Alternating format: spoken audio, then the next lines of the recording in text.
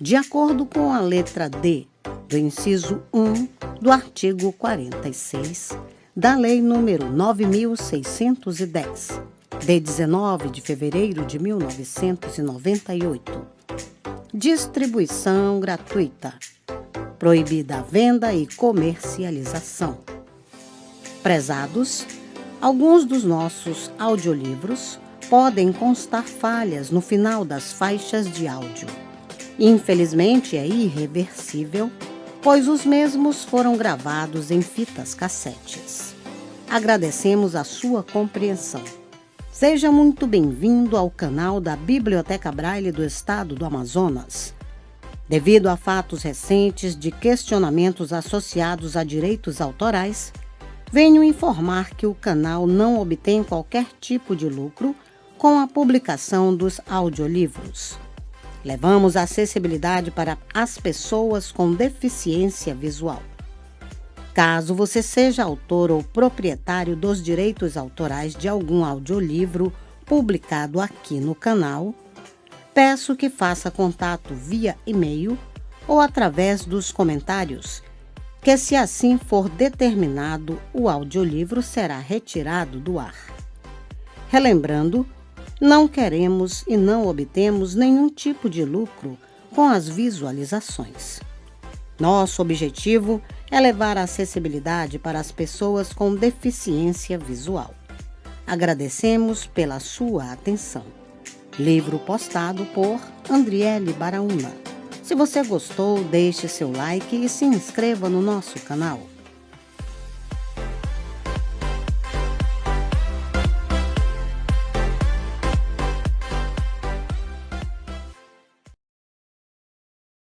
Ministério da Cultura e Fundação Dorina Noil para Cegos apresentam Como e Por que Sou Romancista?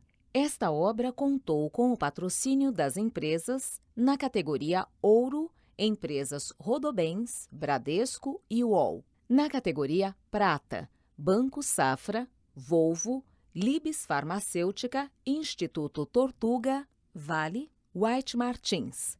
E na categoria Bronze, Tosini Freire Advogados, Linotec, Veja, Telemonte, Faber-Castell, Kraton, Companhia das Letras, IGB, Planserve Engenharia, TEB, Trent Rossi Watanabe Advogados, Usina Nardini, Sacor, Unify, Companhia Bandeirantes, Omni, Vitivinícola Cerezer, Mades, Roldel, Tegma e Veirano Advogados. Foi viabilizada pela Lei Federal de Incentivo à Cultura, Ministério da Cultura e Governo Federal. Brasil, país rico é país sem pobreza. Este livro foi gravado nos estúdios da Fundação Dorina Noil para Cegos.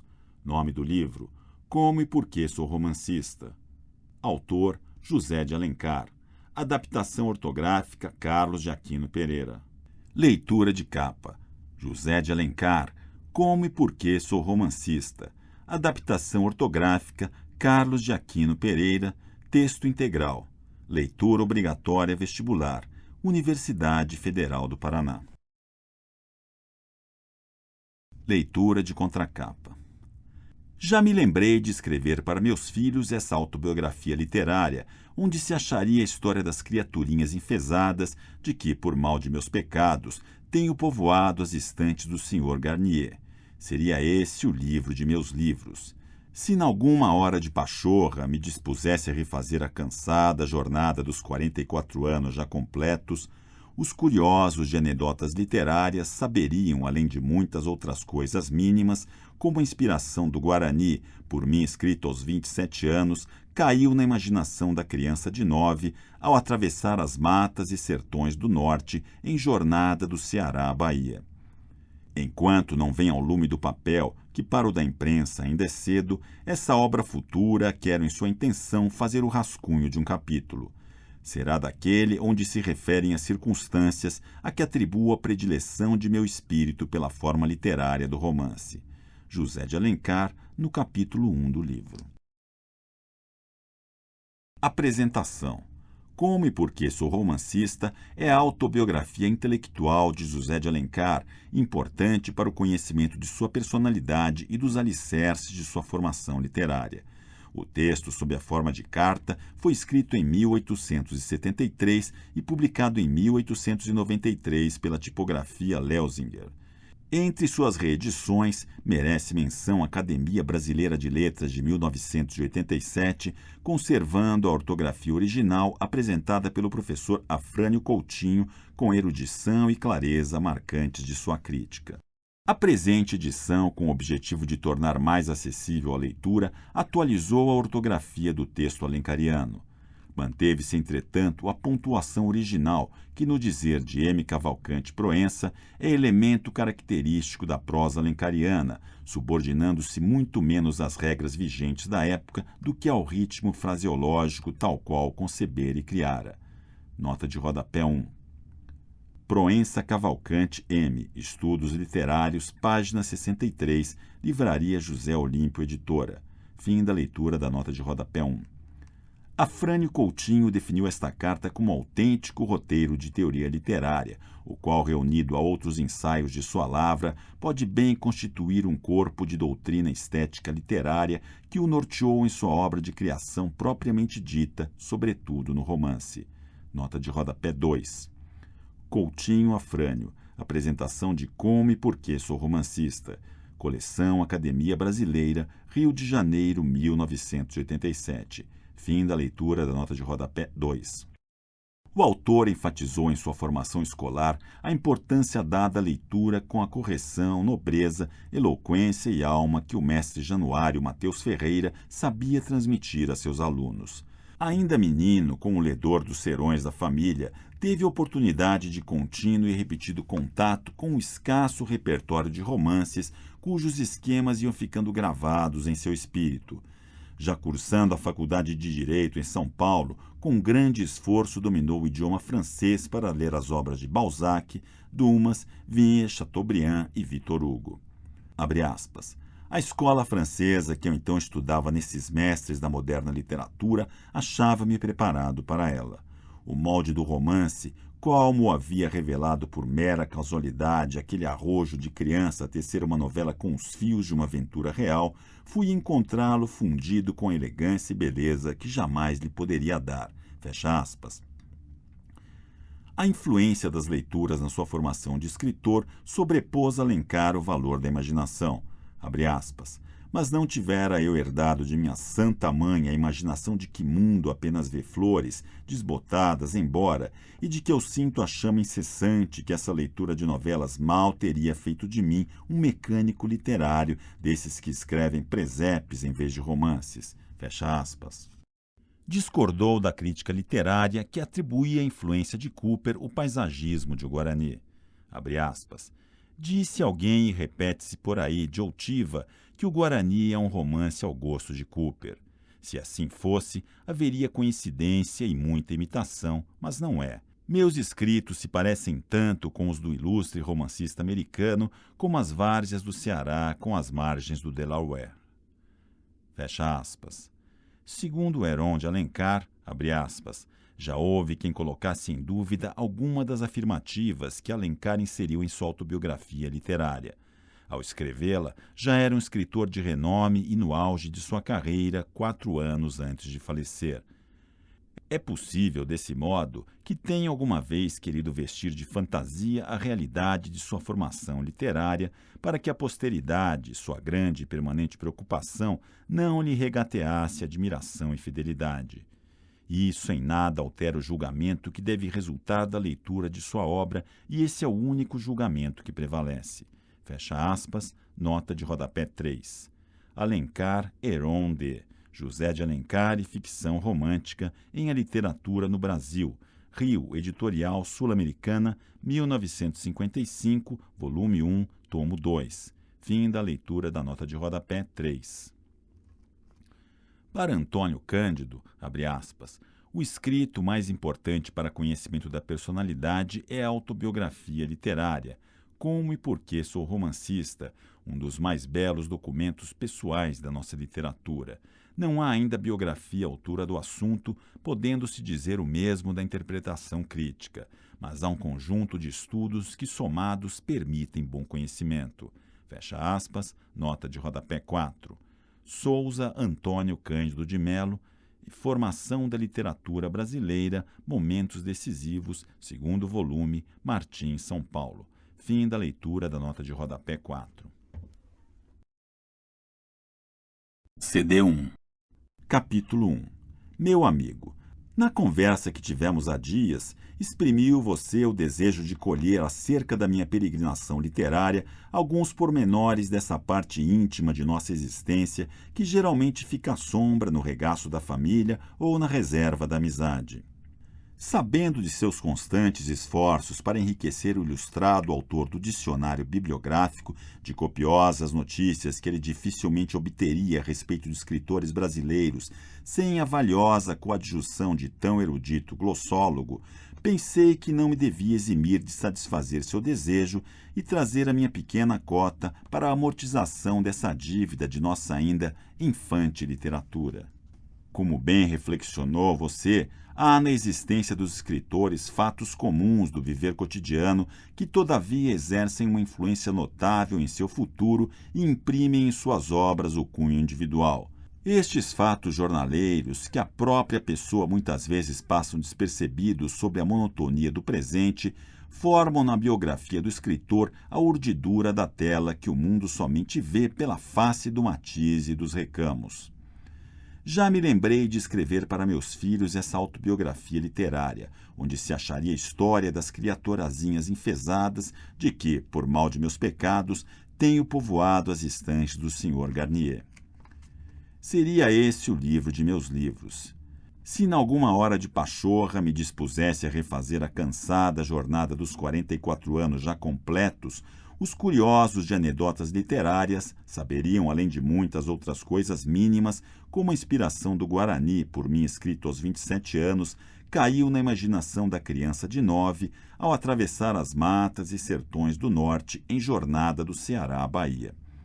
Enquanto não vem ao lume do papel, que para o da imprensa ainda é cedo, esta obra futura quero em sua intenção fazer o rascunho de um capítulo. Será daquele onde se referem as circunstâncias a que atribuo a predileção de meu espírito pela forma literária do romance. CD 2. Capítulo 2. No ano de 1840, frequentava eu o colégio de instrução elementar, estabelecido à Rua do Lavradio, número 17, e dirigido pelo senhor Januário Mateus Ferreira, a cuja memória eu tributo a maior veneração. Depois daquele que é para nós meninos a encarnação de Deus e o nosso humano Criador, foi esse o primeiro homem que me incutiu respeito e em quem acatei o símbolo da autoridade. Quando me recolho na labutação diária com o espírito mais despreendido das preocupações do presente, e sucede-me ao passar pela Rua do Lavradio pôr os olhos na tabuleta do colégio, que ainda lá está na sacada do número 17, mas com diversa resignação, transporto-me insensivelmente àquele tempo em que o de fraque e boné, com os livros sobraçados, eu esperava ali na calçada fronteira o toque da sineta que anunciava a abertura das aulas. Toda a minha vida de colegial se desenha no espírito com vivas cores que parecem frescas de ontem e, todavia, mais de 30 anos já lhes pairaram sobre. Vejo o enxame dos meninos alvoroçando na loja que servia de saguão. Assisto aos manejos da cabala para a próxima eleição do monitor geral. Ouço o tropel do bando que sobe as escadas e se dispersa no vasto salão onde cada um busca o seu banco numerado. Mas o que sobretudo assoma essa tela é o vulto grave de Januário Mateus Ferreira, como eu o via passeando diante da classe, com um livro na mão e a cabeça reclinada pelo hábito da reflexão. Usava ele de sapatos rinchadores. Nenhum dos alunos do seu colégio ouvia de longe aquele som particular na volta de um corredor que não sentisse um involuntário sobressalto. Januário era talvez ríspido e severo em demasia, porém nenhum professor o excedeu no zelo e entusiasmo com que desempenhava o seu árduo ministério. identificava-se com o discípulo, transmitia-lhe suas emoções e tinha o dom de criar no coração infantil os mais nobres estímulos, educando o espírito com a emulação escolástica para os grandes certames da inteligência. Os modestos triunfos que todos nós obtemos na escola e que não vêm ainda travados de fel como as mentidas ovações do mundo, essas primícias literárias tão puras, devo-as a ele, a meu respeitável mestre, que talvez deixou em meu ânimo o germen dessa fértil ambição de correr após uma luz que nos foge, ilusão que felizmente já se dissipou. Dividia-se o diretor por todas as classes, embora tivesse cada uma seu professor especial. Desse modo, andava sempre ao corrente do aproveitamento de seus alunos e trazia os mestres como os discípulos em constante inspeção. Quando, nesse revezamento de lições que ele de propósito salteava, acontecia achar atrasada alguma classe, demorava-se com elas dias e semanas até que obtinha adiantá-la e só então a restituía ao respectivo professor. Meado o ano, porém, o melhor dos cuidados do diretor voltava-se para as últimas classes que ele se esmerava em preparar para os exames. Eram estes dias de gala e de honra para o colégio, visitado por quanto havia na corte de ilustre em política e letras. Pertencia eu à 6ª classe e havia conquistado a frente da mesma, não por superioridade intelectual, sim por mais assídua aplicação e maior desejo de aprender. Januário exultava a cada uma de minhas vitórias, como se fora ele próprio quem estivesse no banco dos alunos a disputar-lhes o lugar, em vez de achar-se como professor dirigindo os seus discípulos. Rara vez sentava-se o diretor, o mais do tempo levava a andar de um lado para o outro da sala em passo moderado. Parecia inteiramente distraído da classe, para a qual nem volvia os olhos, e, todavia, nada lhe escapava. O aparente descuido punha em prova a atenção incessante que ele exigia dos alunos e da qual, sobretudo, confiava a educação da inteligência. Uma tarde, ao findar a aula, houve pelo meio da classe um erro. Adiante, disse Januário, sem altear a voz nem tirar os olhos do livro. Não recebendo resposta ao cabo de meio minuto, repetiu a palavra e assim de seguida mais 6 vezes. Calculando pelo número dos alunos, estava na mente que só a 7ª vez, depois de chegar ao fim da classe, é que me tocava responder como o primeiro na ordem da colocação. Mas um menino dos últimos lugares tinha saído poucos momentos antes com licença e escapava-me essa circunstância. Assim, quando sorrindo eu esperava a palavra do professor para dar o quinal e ao ouvir o 7º adiante, perfilei-me no impulso de responder. Um olhar de Januário gelou-me a voz nos lábios. Compreendi, tanto mais quanto o menino ausente voltava a tomar o seu lugar. Não me animei a reclamar, porém creio que em minha fisionomia se estampou com sinceridade e a energia da infância o confrangimento de minha alma. Meu imediato e êmulo, que me foi depois amigo e colega de ano em São Paulo, era o Aguiarzinho, doutor Antônio Nunes de Aguiar, filho do distinto general do mesmo nome, bela inteligência e nobre coração ceifados em flor, quando o mundo lhe abria de par em par as suas portas de ouro e pórfiro. Ansioso aguardava ele a ocasião de se desforrar da partida que lhe eu havia ganho depois de uma luta porfiada. Todavia não lhe acudiu a resposta de pronto, e passaria a sua vez se o diretor não lhe deixasse tempo bastante para maior esforço do que fora dado aos outros e, sobretudo, a mim. Afinal, ocorreu-lhe a resposta, e eu, com o coração transido, cedi ao meu vencedor o lugar de honra que tinha conquistado de grau em grau e conseguia sustentar havia mais de 2 meses. Nos 30 anos vividos desde então, muita vez fui esbulhado do fruto de meu trabalho pela mediocridade agaloada. Nunca senti senão o desprezo que merecem tais pirraças da fortuna, despeitada contra aqueles que não a incensam. Naquele momento, porém, vendo perdido o prêmio de um estudo assíduo, e mais por surpresa do que por deficiência, saltaram-me as lágrimas que eu traguei silenciosamente para não abater-me ante a adversidade. Nossa classe trabalhava em uma varanda ao rés do chão, cercada pelo arvoredo do quintal. Quando pouco antes da Ave-Maria, a sineta dava sinal da hora de encerrar as aulas, Januário fechava o livro e, com o tom breve do comando, ordenava uma espécie de manobra que os alunos executavam com exatidão militar.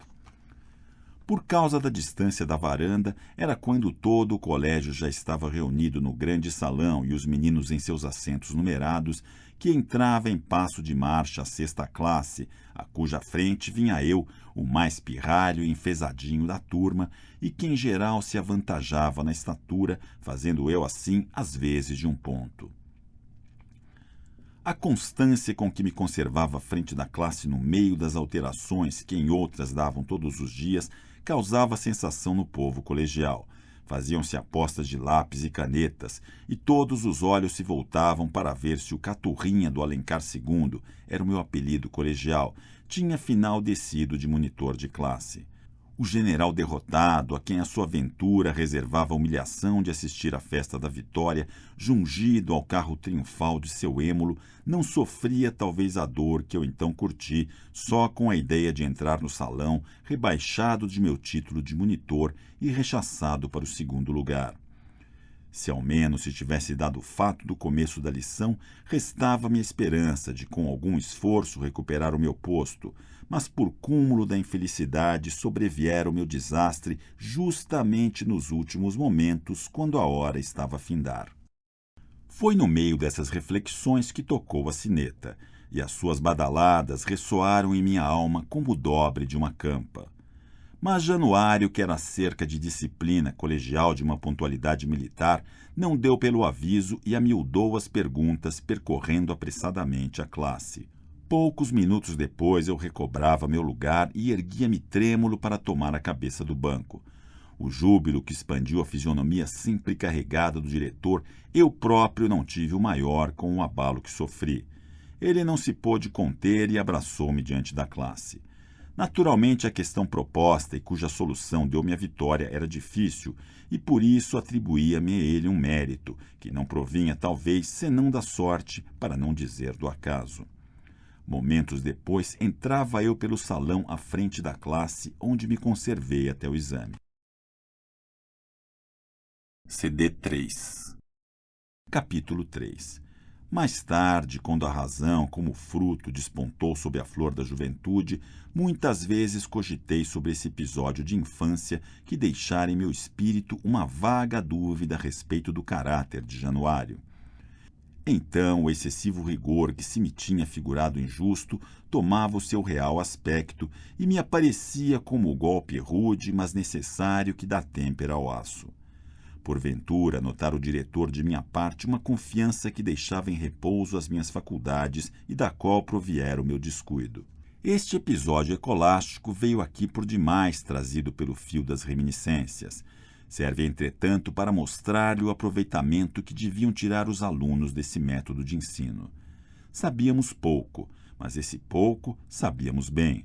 Aos 11 anos não conhecia uma só palavra de língua estrangeira, nem aprendera mais do que as chamadas primeiras letras.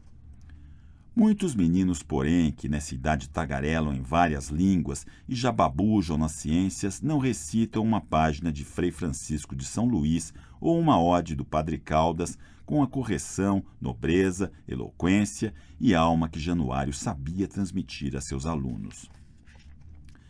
Essa prenda que a educação deu-me para tomá-la pouco depois, valeu-me em casa o honroso cargo de ledor, com o qual eu me desvanecia como nunca me sucedeu ao depois no magistério ou no parlamento.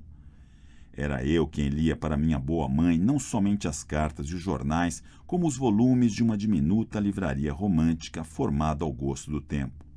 Morávamos então na Rua do Conde, número 55, nota de rodapé 1. Hoje com a mania das cismas do Visconde do Rio Branco. J.A. Fim da leitura da nota de rodapé 1.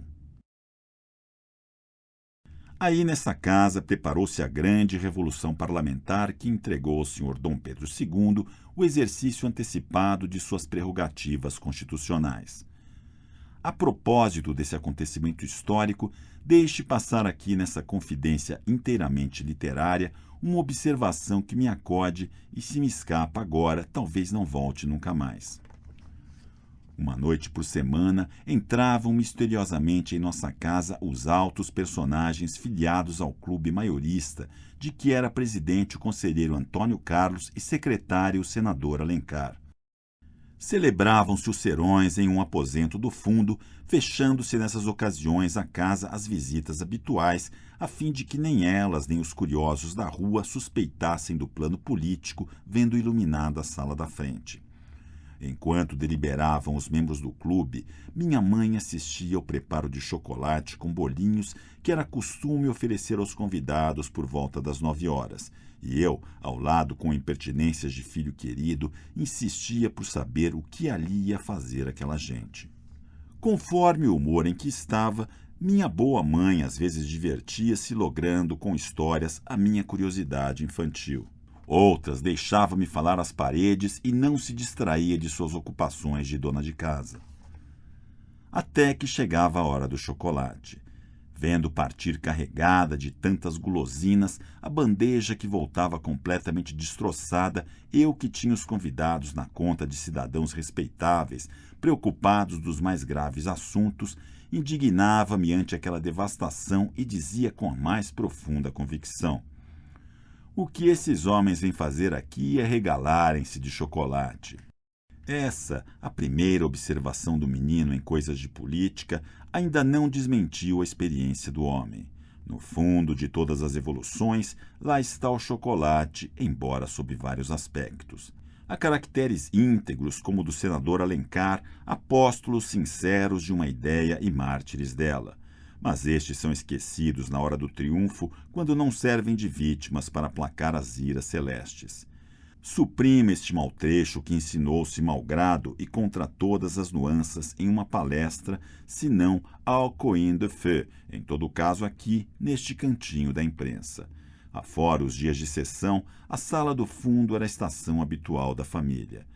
Não havendo visitas de cerimônia, sentava-se minha boa mãe e sua irmã Dona Florinda com os amigos que apareciam ao redor de uma mesa redonda de jacarandá, no centro da qual havia um candeeiro.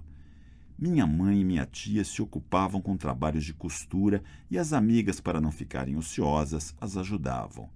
Dados os primeiros momentos da conversação, passava-se a leitura e era eu chamado ao lugar de honra. Muitas vezes, confesso, essa honra me arrancava bem a contragosto de um sono começado ou de um folguedo querido. Já naquela idade, a reputação é um fardo e bem pesado.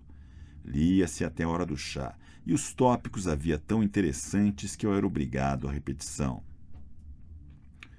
Compensavam esse excesso as pausas para dar lugar às expansões do auditório, o qual desfazia-se em recriminações contra algum mau personagem ou acompanhava de seus votos e simpatias o herói perseguido. Uma noite daquelas em que eu estava mais possuído do livro, lia com expressão uma das páginas mais comoventes da nossa biblioteca. As senhoras, de cabeça baixa, levavam o lenço ao rosto e poucos momentos depois não puderam conter os soluços que rompiam-lhes o seio. Com a voz afogada pela comoção e a vista empanada pelas lágrimas, eu também, cerrando ao peito o livro aberto, disparei em pranto e respondia com palavras de consolo às lamentações de minha mãe e suas amigas. Nesse instante assomava à porta um parente nosso, o reverendo padre Carlos Peixoto de Alencar, já assustado com o choro que ouvira ao entrar. Vendo-nos a todos naquele estado de aflição, ainda mais perturbou-se. — Que aconteceu? Alguma desgraça? Perguntou arrebatadamente. As senhoras, escondendo o rosto no lenço para ocultar do padre Carlos o pranto e evitar seus remoques, não proferiram palavra. Tomei eu a mim responder. Foi o pai de Amanda que morreu, disse, mostrando-lhe o livro aberto. Compreendeu o padre Carlos e soltou uma gargalhada como ele a sabia dar, verdadeira gargalhada homérica que mais parecia uma salva de sinos a repicarem do que riso humano. E após esta, outra e outra, que era ele inesgotável quando ria de abundância de coração, com o gênio prazenteiro de que a natureza o dotara. Foi essa leitura contínua e repetida das novelas e romances que primeiro imprimiu em meu espírito a tendência para essa forma literária que é entre todas as de minha predileção. Não me animo a resolver essa questão psicológica, mas creio que ninguém contestará a influência das primeiras impressões. Já vi atribuir o gênio de Mozart e sua precoce revelação à circunstância dele ter sido acalentado no berço e criado com música.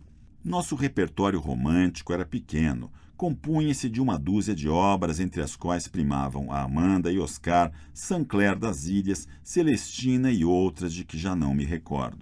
Esta mesma escassez e a necessidade de reler uma e muitas vezes o mesmo romance, quiçá contribuiu para mais gravar em meu espírito os moldes dessa estrutura literária que mais tarde deviam servir aos informes esboços do novel escritor. Mas não tivesse eu herdado de minha santa mãe a imaginação de que o mundo apenas vê as flores desbotadas embora e de que eu somente sinto a chama incessante, que a literatura de novelas mal teria feito de mim um mecânico literário desses que escrevem presépios em vez de romance. CD 4. Capítulo 4. O primeiro broto da semente que minha boa mãe lançara em meu espírito infantil e guinara dos desgostos que preparava a seu filho querido veio 2 anos depois. Entretanto, é preciso que lhe diga, se a novela foi a minha primeira lição de literatura, não foi ela que me estreou na carreira de escritor. Este título cabe a outra composição, modesta e ligeira, e por isso mesmo mais própria para exercitar um espírito infantil.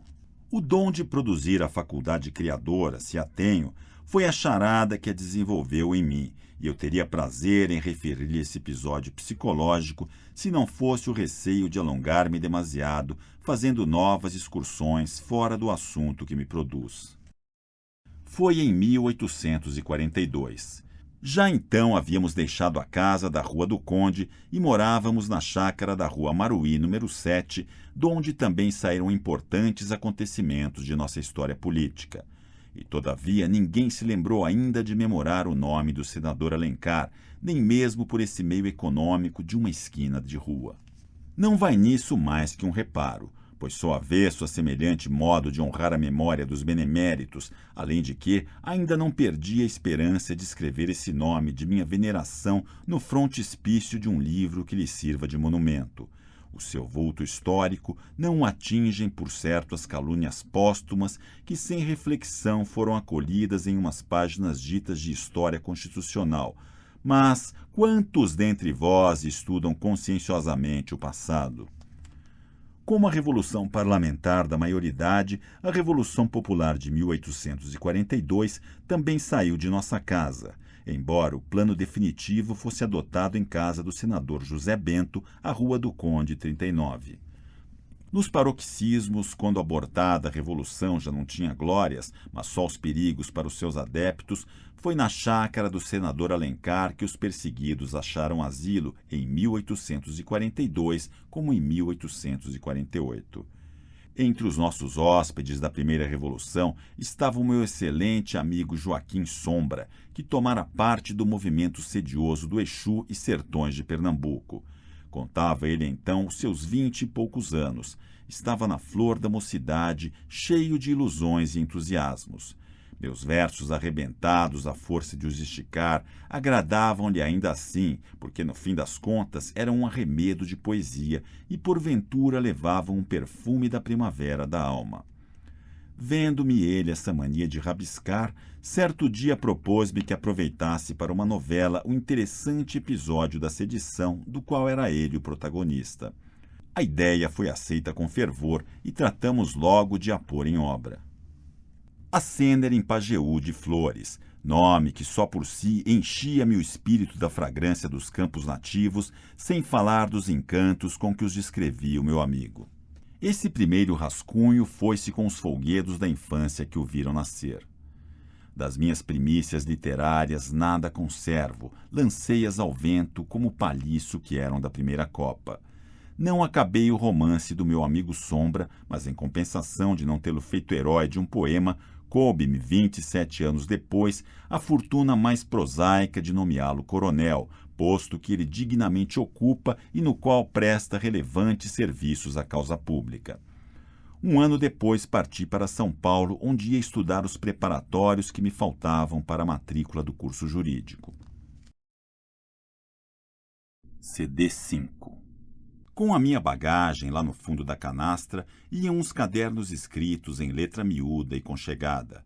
Eram o meu tesouro literário. Ali estavam fragmentos de romances, alguns apenas começados, outros já no desfecho, mas ainda sem princípio. De charadas e versos sem lembrança. Estas flores efêmeras das primeiras águas tinham passado com elas. Rasgar as páginas dos meus canhenhos e atirar os fragmentos no turbilhão das folhas secas das mangueiras, a cuja sombra folgara aquele ano feliz de minha infância. Nessa época tinha eu 2 moldes para o romance. Um merencório cheio de mistérios e pavores, esse o recebera das novelas que tinha lido. Nele, a cena começava das ruínas de um castelo, amortalhadas pelo baço clarão da lua, ou nalguma capela gótica, frouxamente esclarecida pela lâmpada, cuja luz esbatia-se na lousa de uma campa. O outro molde que me fora inspirado pela narrativa pitoresca do meu amigo Sombra era risonho, loução, brincado, recendendo graças e perfumes agrestes. Aí a cena abria-se em uma campina marchetada de flores e regada pelo sussurrante arroio que abordava de recantos cristalinos. Tudo isto, porém, era esfumilho que mais tarde devia apagar-se. A página acadêmica é para mim, como para os que a viveram, riquíssima de reminiscências e nem podia ser de outra forma, pois abrange a melhor monção da existência. Não tomarei dela, porém, senão o que tem relação com esta carta. Ao chegar a São Paulo, era eu uma criança de 13 anos, cometida aos cuidados de um parente, então estudante do 3º ano, e que atualmente figura com lustre na política e na magistratura. Algum tempo depois de chegado, instalou-se a nossa República ou Comunhão Acadêmica à Rua de São Bento, esquina da Rua da Quitanda, em um sobradinho acachapado, cujas lojas do fundo eram ocupadas por quitandeiras. Nossos companheiros foram 2 estudantes do 5º ano. Um deles já não é deste mundo, o outro pertence à alta magistratura, de que é o ornamento. Naqueles bons tempos da mocidade, deleitava-o a literatura e era entusiasta do Dr. Joaquim Manuel de Macedo, que pouco havia publicado seu primeiro e gentil romance, A Moreninha. Ainda me recordo das palestras em que meu companheiro de casa falava com abundância de coração em seu amigo e nas festas campestres do romântico Itaboraí, das quais o jovem escritor era o ídolo querido. Nenhum dos ouvintes bebia esses pormenores com tamanha avidez como eu, para quem eram completamente novos. Com a timidez e o acanhamento de meus 13 anos, não me animava a intervir na palestra, escutava à parte e por isso ainda hoje tenho-as gravadas em minhas reminiscências a estas cenas do viver escolástico. Que estranho sentir não despertava em meu coração adolescente a notícia dessas homenagens de admiração e respeito tributado ao jovem autor de A Moreninha. Qual régio diadema valia essa auréola de entusiasmo a cingir o nome de um escritor? Não sabia eu, então, que em meu país essa luz que dizem glória e de longe se nos afigura radiante e esplêndida não é senão o baço lampejo de um fogo de palha. Naquele tempo, o comércio dos livros era, como ainda hoje, artigo de luxo. Todavia, apesar de mais baratas, as obras literárias tinham menor circulação. Provinha isso da escassez das comunicações com a Europa e da maior raridade de livrarias e gabinetes de leitura. Cada estudante, porém, levava consigo a modesta provisão que juntara durante as férias, e cujo uso entrava logo para a comunhão escolástica. Assim correspondia São Paulo às honras da sede de uma academia, tornando-se o centro do movimento literário. Uma das livrarias a que maior cabedal trazia nossa biblioteca era de Francisco Otaviano, que herdou do pai uma escolhida coleção de obras dos melhores escritores da literatura moderna, a qual o jovem poeta não se descuidava de enriquecer com as últimas publicações. Meu companheiro de casa era dos amigos de Otaviano e estava no direito de usufruir sua opulência literária. Foi assim que eu vi pela primeira vez o volume das obras completas de Balzac, nessa edição em folha que os tipógrafos da Bélgica vulgarizam por preço módico. As horas que meu companheiro permanecia fora, passava-as eu com um volume na mão a reler os títulos de cada romance da coleção, hesitando na escolha daquele por onde havia de começar. Afinal, decidia-me por um dos mais pequenos, porém, mal começada a leitura, desistia ante a dificuldade. Tinha eu feito o exame de francês à minha chegada em São Paulo e obtivera aprovação plena, traduzindo uns trechos do Telêmaco e da Henriqueida, mas ou soubesse eu de outiva a versão que repeti, ou o francês de Balzac não se parecesse em nada com o de Fénelon e Voltaire. O caso é que não conseguia compreender um período de qualquer dos romances da coleção. Todavia, achava eu um prazer singular em percorrer aquelas páginas, e por um ou outro fragmento de ideia que podia colher nas frases indecifráveis, imaginava os tesouros que ali estavam defesos à minha ignorância. Conto-lhe este pormenor para que veja quão descurado foi o meu ensino de francês, falta que se deu em geral com toda a minha instrução secundária, a qual eu tive de refazer na máxima parte, depois de concluído o meu curso de Direito, quando senti a necessidade de criar uma individualidade literária. Tendo meu companheiro concluído a leitura de Balzac, a instâncias minhas passou-me o volume, mas constrangido pela oposição de meu parente, que receava dessa diversão. Encerrei-me com o livro e preparei-me para a luta. Escolhi do mais breve dos romances, armei-me do dicionário e, tropeçando a cada instante, buscando significados de palavra em palavra, tornando atrás para reatar o fio da oração, arquei sem esmorecer com a ímproba tarefa. Gastei 8 dias com a Grandier, porém 1 mês depois acabei o volume de Balzac e no resto do ano li o que então havia de Alexandre Dumas e Alfredo Vigny, além de muito de Chateaubriand e Victor Hugo. A escola francesa, que eu então estudava nesses mestres da literatura moderna, achava-me preparado para ela. O molde do romance, como havia revelado por mera casualidade aquele arrojo de criança tecer uma novela com fios de uma aventura real, fui encontrá-lo fundido com a elegância e beleza que jamais lhe poderia dar. E aí está, porque justamente quando a sorte me deparava o modelo a imitar, meu espírito desquitava-se dessa, a primeira e a mais cara de suas aspirações, para devanear por outras devessas literárias, onde brotam flores mais singelas e modestas. O romance, como eu agora o admirava, poema da vida real, me aparecia na altura dessas criações sublimes que a providência só concede aos semideuses do pensamento, e que os simples mortais não podem ousar, pois arriscam-se a derreter-lhes o sol, como a Ícaro as penas de cisne grudadas com cera. Os arremedos de novela que eu escondia no fundo de meu baú, desprezei-os ao vento. Pesa-me ter destruído as provas desses primeiros tentamens, que seriam agora relíquias para meus filhos e estímulos para fazerem melhor. Só por isso que de valor literário não tinha nem ceitil. Os 2 primeiros anos que passei em São Paulo foram para mim de contemplação e recolhimento de espírito. Assistia a redil ao bulício acadêmico e familiarizava-me de parte com esse viver original inteiramente desconhecido para mim, que nunca fora pensionista de colégio e nem havia até então deixado o regaço da família. As palestras à mesa do chá, as noites de cinismo conversadas até o romper da alva, entre a fumaça dos cigarros, as anedotas e aventuras da vida acadêmica sempre repetidas, as poesias clássicas da literatura paulistana e as cantigas tradicionais do povo estudante. Tudo isso sugava o meu espírito adolescente como a tenra planta que absorve a linfa para mais tarde desabrochar a talvez pálida florinha.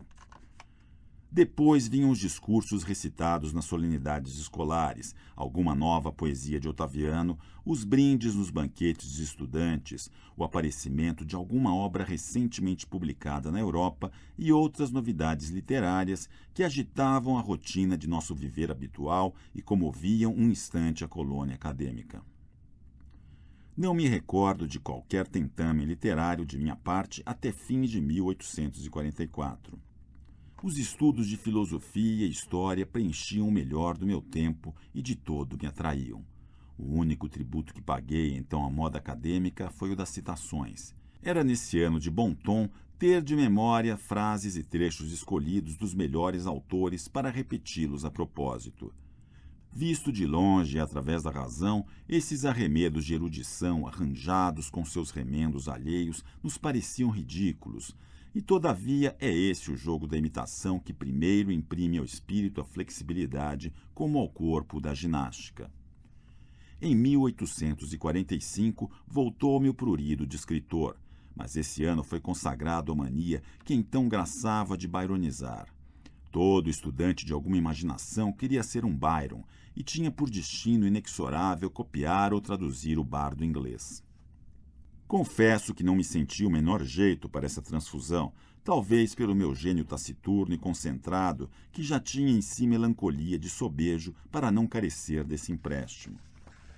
Assim é que eu nunca passei de algumas peças ligeiras, das quais não me figurava herói e nem mesmo autor, pois divertia-me em escrevê-las com o nome de Byron, Hugo ou Lamartine, nas paredes do meu aposento à Rua de Santa Teresa, onde alguns camaradas daquele tempo, ainda hoje meus bons amigos, os doutores Costa Pinto e José Brusque, talvez se recordem de as terem lido.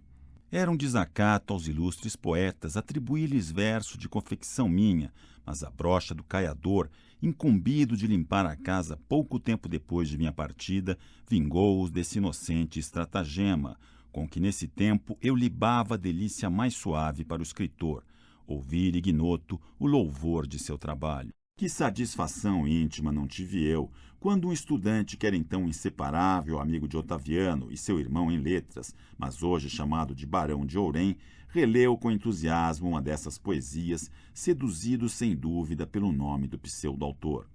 É natural que hoje nem se lembre desse pormenor e mal saiba que todos os cumprimentos que depois recebi de sua cortesia, nenhum valia aquele espontâneo movimento. Os 2 anos seguintes pertencem à imprensa periódica. Em outras ocasiões escreverei esta, uma das páginas mais agitadas da minha adolescência. Daí datam as primeiras raízes de jornalista, como todas as manifestações de minha individualidade, essa também iniciou-se no período orgânico. O único homem novo e quase estranho que nasceu em mim com a virilidade foi o político. Ou não tinha vocação para essa carreira, ou considerava o governo do Estado coisa tão importante e grave que não me animei nunca a ingerir-me nesses negócios. Entretanto, eu saía de uma família para quem a política era uma religião e onde se haviam elaborado grandes acontecimentos de nossa história. Fundamos os Primeiranistas de 1846, uma revista semanal sob o título Ensaios Literários. Dos primitivos colaboradores desse periódico, saudado do meu aparecimento por Otaviano e Olímpio Machado, já então redatores da Gazeta Oficial, faleceu, ao terminar o curso, o doutor Araújo, inspirado poeta. Os outros aí andam dispersos pelo mundo. O doutor José Machado Coelho de Castro é presidente do Banco do Brasil. O doutor João Guilherme Whittaker é juiz de direito em São João do Rio Claro. E o conselheiro João de Almeida Pereira, depois de ter luzido no ministério e no parlamento, repousa nas lides políticas no remanso da vida privada. CD 6. Capítulo 6. Foi somente em 1848 que ressurgiu em mim a veia do romance. Acabava de passar 2 meses em minha terra natal.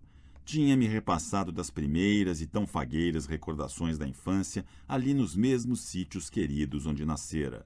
Em Olinda, onde estudava meu 3º ano, e na velha biblioteca do convento de São Bento, a ler os cronistas da era colonial, desenhavam-se a cada instante, na tela das reminiscências, as paisagens de meu pátrio Ceará. Eram agora os seus tabuleiros gentis, logo após as várzeas amenas e graciosas, e por fim as matas seculares que vestiam as serras como a arróia verde do guerreiro Tabajara. Asterisco. Leitura de asterisco. Araçóia ou arazóia. Ara, arara mais açóia, cobertura. Cobertura de penas de araras. Saiote de penas usado pelas Índias. O termo ararróia veio do francês ararroyer, encontrado em J. Delery, que o adaptou do tupi. Etimologia retirada do dicionário A Língua Tupi na Geografia do Brasil, Campinas, 1990. Fim da leitura de asterisco. E através destas também esfumavam-se outros painéis que me representavam o sertão em todas as suas galas de inverno, As selvas gigantes que se prolongam até os Andes, os rios caudalosos que avassalam o deserto e o majestoso São Francisco transformado em um oceano sobre o qual eu navegara um dia. Cenas estas que eu havia contemplado com olhos de menino 10 anos antes, ao atravessar essas regiões em jornada do Ceará à Bahia, e que agora se debuxavam na memória do adolescente e coloriam-se ao vivo com as tintas frescas da palheta cearense. Uma coisa vaga e indecisa que devia parecer-se com o primeiro broto do Guarani ou Iracema flutuava-me na fantasia. Devorando as páginas dos alfarrábios de notícias coloniais, buscava com sofreguidão um tema para o meu romance, ou pelo menos um protagonista, uma cena e uma época. Recordo-me de que, para o martírio do padre Francisco Pinto, morto pelos índios do Jaguaribe, se volvia meu espírito com predileção. Intentava enfigurá-lo na mesma situação em que se achou o padre Anchieta na praia de Iperuígue, mas sucumbindo afinal à tentação. A luta entre o apóstolo e o homem, tal seria o drama para o qual de certo me faleciam as forças. Atualmente, que embora em cena diversa, já tratei o assunto em um livro próximo a vir a lume, posso avaliar da dificuldade da empresa. Súbito, todas aquelas elucubrações literárias apagaram-se em meu espírito. A moléstia tocara-me com sua mão descarnada e deixou-me uma espécie de terror da solidão em que tanto se deleitava o meu espírito e onde se embalavam as cismas e desvaneios de fantasia. Foi quando desertei de Olinda, onde só tinha casa de estado, e aceitei a boa hospitalidade de um velho amigo, doutor Canarim, então colega de ano e um dos 6 da colônia paulistana, a que também pertenciam o conselheiro Jesuíno Marcondes e o doutor Luiz Álvares. Dormiram as letras e creio que também a ciência um sono folgado. De pouco se carecia para fazer então em Olinda um exame sofrível e obter aprovação plena. Em novembro, regressei à corte com a certidão precisa para a matrícula do 4º ano. Tinha, pois, cumprido o meu dever. Nessas férias, enquanto se desenrolava a rebelião de que eu vira o assomo e cuja catástrofe chorei com meus olhos, refugiei-me da tristeza que envolvia nossa casa na literatura amena. Com as minhas bem parcas sobras, tomei uma assinatura em um gabinete de leitura que então havia à Rua da Alfândega e que possuía copiosa coleção das melhores novelas e romances até então saídos dos prelos franceses e belgas. Nesse tempo, como ainda hoje, gostava do mar. Mas naquela idade as predileções têm mais vigor e são paixões. Não somente a vista do oceano, suas majestosas perspectivas, a magnitude de sua criação, como também a vida marítima, essa temeridade do homem em luta contra o abismo, me enchiam de entusiasmo e admiração. Tinha em um ano atravessado o oceano 4 vezes, e uma delas no brig escuna Laura, que me transportou do Ceará ao Recife com uma viagem de 11 dias à vela. Essas impressões recentes alimentavam a minha fantasia.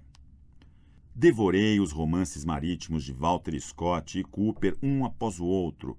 Passei aos do Capitão Marryat e depois a quantos se tinham escrito desse gênero, pesquisa em que me ajudava o dono do gabinete, um francês de nome Crémier, se bem me recordo, o qual tinha na cabeça toda a sua livraria. Li nesse discurso muita coisa a mais, o que me faltava de Alexandre Dumas e Balzac, o que encontrei de Harlequin, Frederico Solier, Eugênio Sue e outros. Mas nada valia para mim as grandiosas marinhas de Scott Cooper e os combates heróicos de Marryat.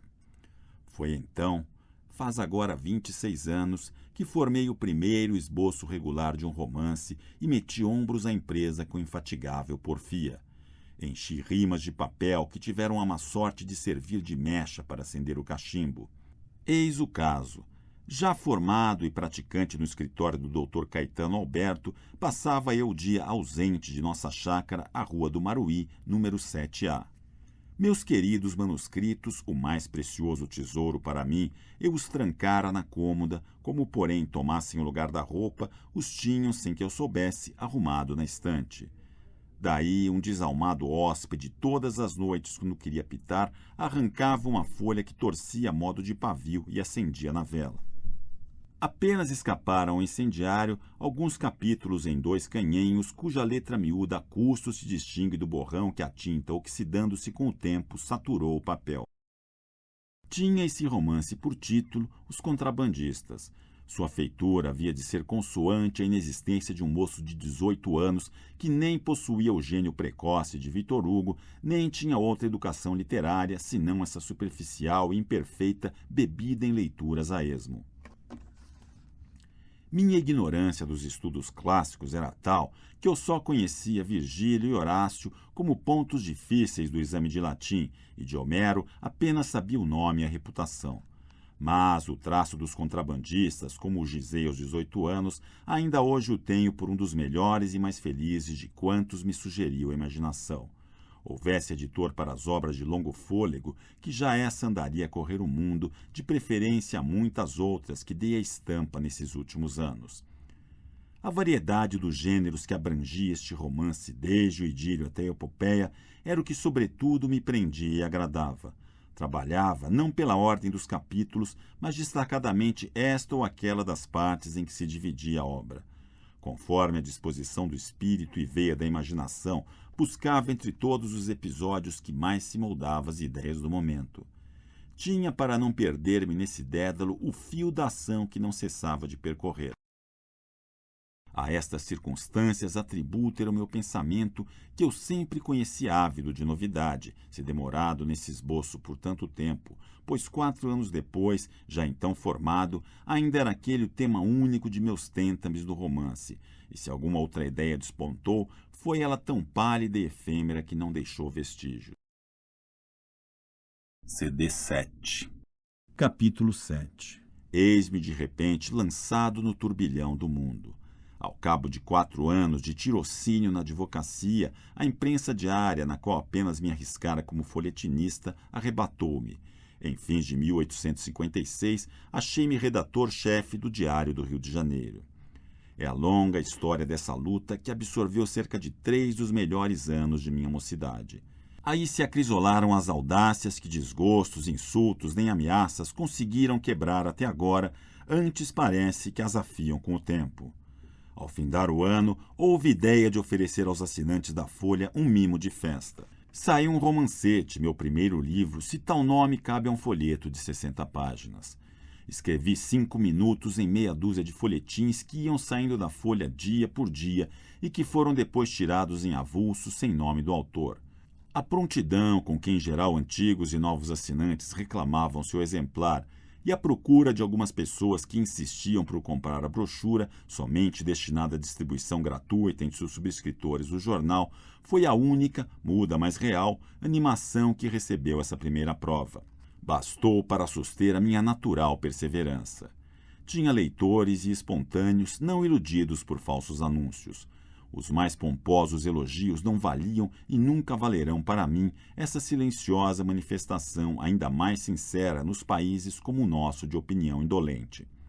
Logo depois do primeiro ensaio veio a viuvinha. Havia eu, em época anterior, começado esse romancete, invertendo a ordem cronológica dos acontecimentos. Deliberei, porém, mudar o plano e abri a cena com o princípio da ação. Tinha eu escrito toda a primeira parte, que era logo publicada em folhetins, e contava aproveitar na segunda o primitivo fragmento, mas quando procuro, dou pela falta. Sabidas as contas de Leonel, nota de rodapé 2. Conselheiro Leonel de Alencar, hoje Barão de Alencar. Fim da leitura da nota de rodapé 2. Sabidas as contas, Leonel, que era então encarregado da revista semanal Livro do Domingo, como ele intitulou, achando-se um sábado em branco, pediu-me alguma coisa com que encher o rodapé da página. Ocupado com outros assuntos, deixei que buscasse entre os meus borrões. No dia seguinte, lograva ele aos leitores, dando-lhes, em vez da habitual palestra, um conto. Era este o meu princípio de romance, a qual ele tinha posto com uma linha de reticências e 2 prosas, um desses súbitos desenlaces que fazem o efeito de uma guilhotina literária. Fatigado do trabalho da véspera, urgido pelas ocupações do dia em constantes tribulações, nem sempre podia eu passar os olhos por toda a folha. Nesse domingo não li a revista, cujo teor já me era conhecido, pois saíra-me da pasta. Imagine como fiquei em meio de um romance cuja continuação o leitor já conhecia 8 dias antes. Que fazer? Arrancar do Livro do Domingo as páginas já publicadas? Podia-os fazer, pois o folhetinista não as dera como suas e as deixara entrever o autor, mas fora matar a ilusão. Daí veio o abandono deste romancete, apesar dos pedidos que surgiam a espaços instando pela conclusão. Só 3 anos depois, quando meu amigo e hoje meu cunhado, Dr. Joaquim Bento de Souza Andrada, quis publicar uma segunda edição de 5 minutos, escrevi eu o final da Viuvinha, que faz parte do mesmo volume. O desgosto que me obrigou a truncar o segundo romance levou meu pensamento para um terceiro, porém este já de maior fôlego. Foi o Guarani que escrevi dia por dia para o folhetim do Diário entre os meses de fevereiro e abril de 1857, se bem me recordo. No meio das labutações do jornalista, oberado não somente com a redação de uma folha diária, mas com a administração da empresa, desempenhei-me da tarefa que me impusera e cujo alcance eu não medira ao começar a publicação apenas com os 2 primeiros capítulos escritos. Meu tempo dividia-se dessa forma. Acordava, por assim dizer, na mesa do trabalho e escreva o resto do capítulo começado do dia antecedente para enviá-lo à tipografia. Depois do almoço, entrava por novo capítulo que deixava em meio. Saía então para fazer algum exercício antes do jantar no hotel da Europa. À tarde, até 9 ou 10 horas da noite, passava no escritório da redação, onde escrevia o artigo editorial e o mais que era preciso. O resto do serão era repousar o espírito dessa árdua tarefa jornaleira em alguma distração, como o teatro e as sociedades. Nossa casa, no Largo do Rócio, número 73, estava em reparos. Trabalhava eu num quarto do 2º andar, ao estrépito do martelo, sobre uma banquinha de cedro que apenas chegava para o mister da escrita e onde a minha velha caseira Ângela servia-me o parco almoço. Não tinha comigo um livro e socorria-me unicamente a um canhenho em que havia em notas o fruto de meus estudos sobre a natureza e os indígenas do Brasil. Disse alguém, e repete-se por aí de outiva, que o Guarani é um romance ao gosto de Cooper. Se assim fosse, haveria coincidência e nunca imitação, mas não é. Meus escritos se parecem tanto com os do ilustre romancista americano como as várzeas do Ceará com as margens do Delaware. A impressão profunda em que em mim deixou Cooper foi, já lhe disse, como poeta do mar. Dos contrabandistas, sim, pode-se dizer, apesar da originalidade da concepção, que foram inspirados pela leitura do Piloto, do Corsário Vermelho, do Varredor do Mar, etc. Quanto à poesia americana, o modelo para mim ainda hoje é Chateaubriand, mas o mestre que eu tive foi esta esplêndida natureza que me envolve e particularmente a magnificência do deserto que eu perlustrei ao entrar na adolescência e foram o pórtico majestoso por onde minha alma penetrou no passado de sua pátria. Daí, desse livro secular imenso, é que eu tirei as páginas do Guarani, as de Iracema e outras muitas que uma vida não bastaria escrever. Daí, e não das obras de Chateaubriand, e menos das de Cooper, que não eram senão cópia do original sublime que eu havia lido com o coração. O Brasil tem, como os Estados Unidos e quaisquer outros povos da América, um período de conquista em que a raça invasora destrói a raça indígena. Essa luta apresenta um caráter análogo pela semelhança dos aborígenes, só no Peru e México difere. Assim, o romancista brasileiro que buscar o assunto do seu drama nesse período da invasão não pode escapar ao ponto de contato com o escritor americano. Mas essa aproximação vem da história, é fatal e não resulta de uma imitação. Se Chateaubriand e Cooper não houvessem existido, o romance americano havia de aparecer no Brasil a seu tempo. Anos depois de escrito o Guarani, reli Cooper a fim de verificar a observação dos críticos e convenci-me de que ela não passa de um rojão. Não há no romance brasileiro um só personagem de cujo tipo se esconde os moldes nos Moicanos, Espião, Ontário, Sapadores e Leonel Lincoln. No Guarani derrama-se o lirismo de uma imaginação moça que tem como a primeira rama o vício da exuberância. Por toda a parte, a linfa, pobre de seiva, brota em flor ou folha. Nas obras do eminente romancista americano, nota-se a singeleza e parcimônia do prosador que se não deixa arrebatar pela fantasia, antes a castiga. Cooper considera o indígena sob o ponto de vista social e, na descrição dos seus costumes, foi realista, apresentando-o sob o aspecto vulgar. No Guarani, o selvagem é um ideal que o escritor intenta poetizar, despindo-o da crosta grosseira de que o envolveram os cronistas e arrancando-o ao ridículo que sobre ele projetam os restos embrutecidos da quase extinta raça. Mas Cooper descreve a natureza americana, dizem os críticos, e que havia ele de descrever senão a cena de seu drama? Antes dele, Walter Scott deu o modelo dessas paisagens à pena que fazem parte da cor local. O que se precisa examinar é se as descrições do Guarani têm algum parentesco ou afinidade com as descrições de Cooper, mas isso não fazem os críticos porque dá trabalho e exige que se pense. Entretanto, basta o confronto para conhecer que não se parecem nem no assunto, nem no gênero e estilo. A edição avulsa que tirou do Guarani logo depois de concluída a publicação em folhetim foi comprada pela Livraria do Brandão por R$ 1,4 mil que cedia a empresa. Era essa edição de 1.000 exemplares, porém 300 estavam truncados com as vendas de volumes que se faziam a formiga na tipografia. Restavam, pois, 700, saindo exemplar a R$ 2.000. Foi isso em 1857. 2 anos depois, comprava-se o exemplar a R$ 5.000 e mais nos Belchiores que o tinham a cavalo do cordel embaixo dos Arcos do Paço, donde o tirou Xavier Pinto para sua livraria da Rua dos Ciganos. A indiferença pública, se não o pretensioso desdém da roda literária, o tinham deixado cair nas pocilgas dos alfarrabistas. Durante todo esse tempo e ainda muito depois, não vi na imprensa qualquer elogio, crítica ou simples notícia do romance, a não ser em uma folha do Rio Grande do Sul como razão para a transcrição dos folhetins. Reclamei contra esse abuso que cessou, mas posteriormente soube que aproveitou-se a composição já adiantada para uma tiragem avulsa. Com esta anda atualmente a obra na 6ª edição.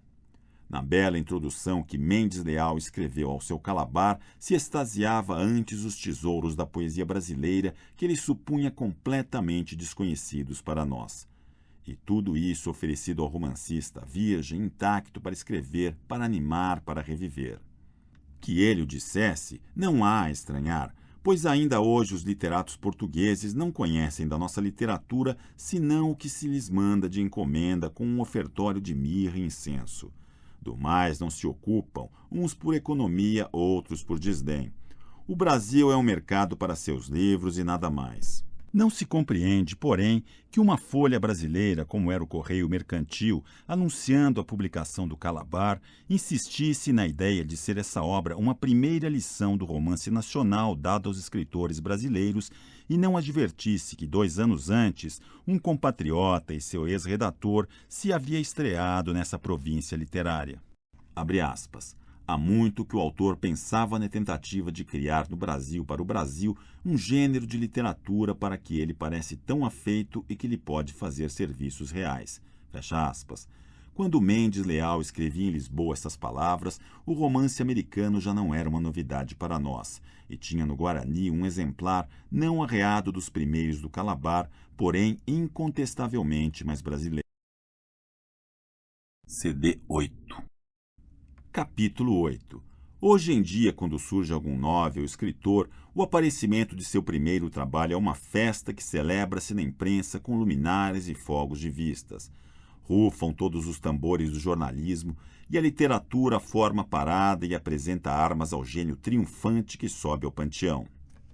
Compare-se essa estrada tapeçada de flores com a rota aspérrima que eu tive de abrir através da indiferença e do desdém, desbravando as urzes da intriga e da maledicência. Outros romances é de crer que sucedessem o Guarani no folhetim do diário, se meu gosto não se voltasse então para o teatro. De outra vez falarei da feição dramática de minha vida literária e contarei como e por que veio-me essa fantasia. Aqui não se trata senão do romancista. Em 1862 escrevi Lucília, que editei por minha conta e com o maior sigilo. Talvez não me animasse a esse cometimento se a venda da 2ª e da 3ª edição ao Sr. Garnier não me alentasse a confiança, provendo-me de recursos para os gastos da impressão. O aparecimento de meu novo livro fez-se com a etiqueta, ainda hoje em voga, dos anúncios e remessa de exemplares à redação dos jornais. Entretanto, toda a imprensa diária resumiu-se nessa notícia de um laconismo esmagador publicado pelo Correio Mercantil. abre aspas, saiu à luz um livro intitulado Lucíola, fecha aspas. Uma folha de caricaturas trouxe algumas linhas pondo ao romance taxas de francesia. Há de ter ouvido algures que eu sou um mimoso do público, cortejado pela imprensa, cercado de uma voga de favor, vivendo da falsa e ridícula idolatria a um nome oficial.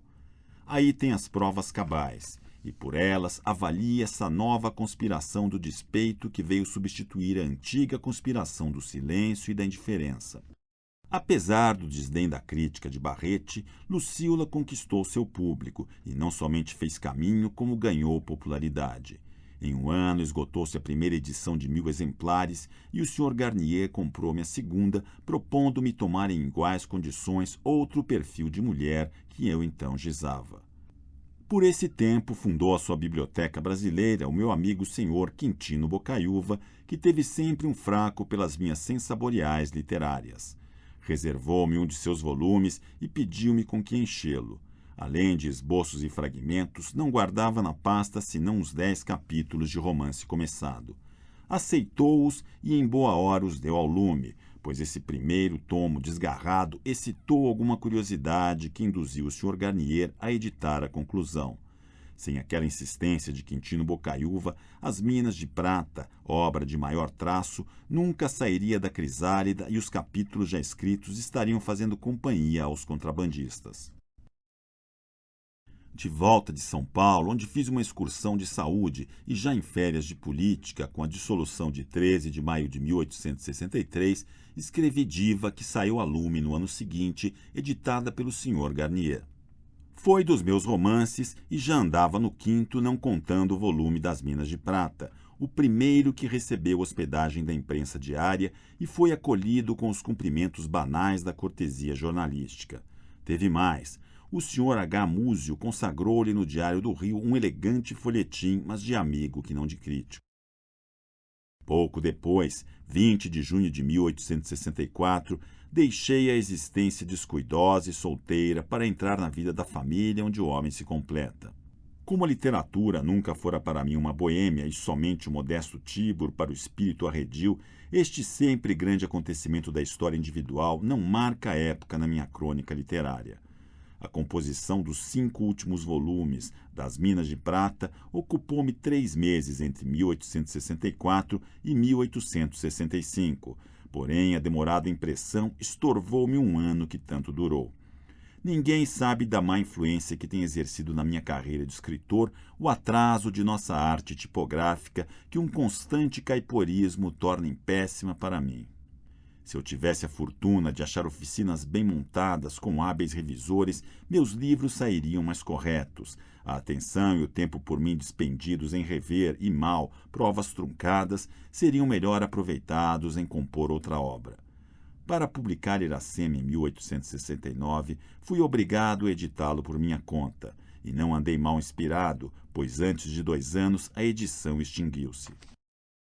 De todos os meus trabalhos desse gênero, nenhum havia merecido as honras que a simpatia e confraternidade literária se esmeram em prestar-lhes. Além de agasalhado por todos os jornais, inspirou a Machado de Assis uma de suas mais elegantes revistas bibliográficas. Até com a surpresa minha atravessou o oceano e granjeou a atenção de um crítico ilustrado e primoroso escritor português, o Sr. Pinheiro Chagas, que dedicou-lhe um de seus ensaios críticos. Em 1868, a alta política arrebatou-me as letras para só restituir-me em 1870. Tão vivas eram as saudades dos meus borrões que apenas despedi a pasta auriverde dos negócios de Estado, fui tirar da gaveta onde havia escondido a outra pasta do velho papelão todo rabiscado que era então a arca de meu tesouro. Aí começa outra idade de autor, a qual eu chamei de minha velhice literária, adotando o pseudônimo de Sênio, e outros querem seja da decrepitude. Não me afligi com isso, eu que digo-lhe com todas as veras, desejaria fazer-me escritor póstumo, trocando de boa vontade os favores do presente pelas severidades do futuro. Desta segunda idade que você tem acompanhado, nada lhe poderia referir de novo, senão um ou outro pormenor de psicologia literária que omito por não alugar-me mais ainda. Afora isso, o resto é monótono, e não passaria de datas entremeadas da inesgotável serrazina dos autores contra os tipógrafos que lhe estripam o pensamento. Ao cabo de 22 anos de gleba da imprensa, achei afinal um editor, o Sr. B. Garnier, que espontaneamente ofereceu-me um contrato vantajoso em meados de 1870. O que lhe deve a minha coleção ainda antes do contrato terá visto nesta carta. Depois, trouxe-me esta vantagem que, na concepção de um romance na sua feitura, não me turva a mente a lembrança do tropeço material que pode matar o livro ou fazer dele uma larva. Deixe arrotarem os poetas mendicantes, o Magnus Apolo da poesia moderna, o deus da inspiração e pai das musas deste século é essa entidade que se chama editor e o seu Parnaso uma livraria. Se outrora houve Homero, Sófocles, Virgílios, Horácios e Dantes sem tipografia nem impressor, é porque então escrevia-se nessa página imortal que se chama tradição. O poeta cantava e seus carmes se iam gravando no coração do povo. Todavia, ainda para o que teve a fortuna de obter um editor, o bom livro é no Brasil e por muito tempo será para seu autor um desastre financeiro. O cabedal de inteligência e trabalho que nele se emprega daria em qualquer outra aplicação lucro cêntuplo. Mas muita gente acredita que eu me estou cevando em ouro produto de minhas obras, e ninguém ousaria acreditá-lo, imputam-me isso a crime, alguma coisa como sórdida cobiça. Que país é este onde forja-se uma falsidade? E para quê? Para tornar odiosa e desprezível a riqueza honestamente ganha pelo mais nobre trabalho, o da inteligência. Dir-me-á que em toda parte há dessa praga, sem dúvida, mas é praga e não tem foros e respeitos de jornal admitido ao grêmio da imprensa. Excedi-me além do que devia o prazer da conversa. Nota de rodapé 3. Aqui ficou interrompida a frase final desse trabalho, já datado e assinado pelo seu autor.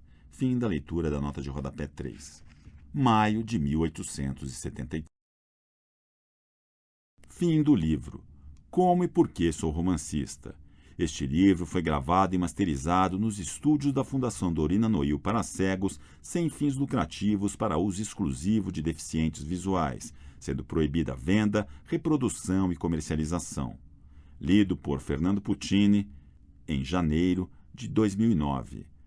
Nome do livro: Como e por que sou romancista. Autor: José de Alencar. Adaptação ortográfica: Carlos de Aquino Pereira. Editora Pontes, Cidade Campinas, ano de 2005. Editado por César Pintaúdi.